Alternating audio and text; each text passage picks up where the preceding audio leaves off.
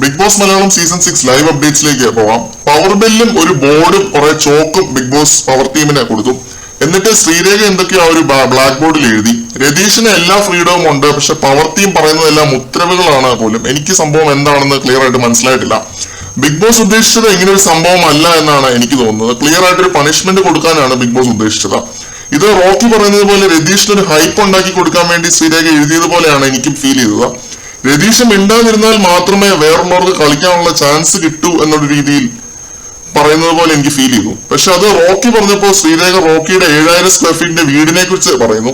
ഒന്ന് പറഞ്ഞ് അതിന് തിരിച്ച് വേറെ എന്തൊക്കെയോ പറയുന്നു. അങ്ങനെ അവര് തമ്മിൽ ഒരു ചെറിയ വാഗ്വാദം ഉണ്ടാവുന്നു.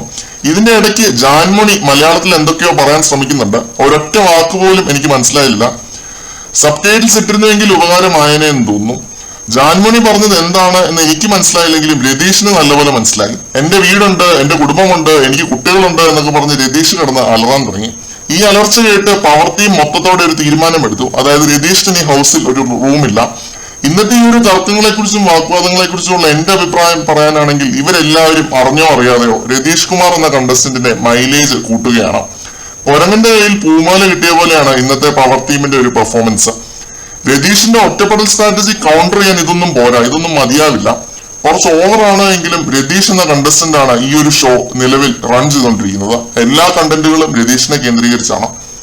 ഇപ്പോൾ ലൈവിൽ നടക്കുന്ന എല്ലാ തർക്കങ്ങൾക്കും കാരണം അറിഞ്ഞോ അറിയാതെ ഒരു കാരണം രതീഷും കൂടിയാണ്.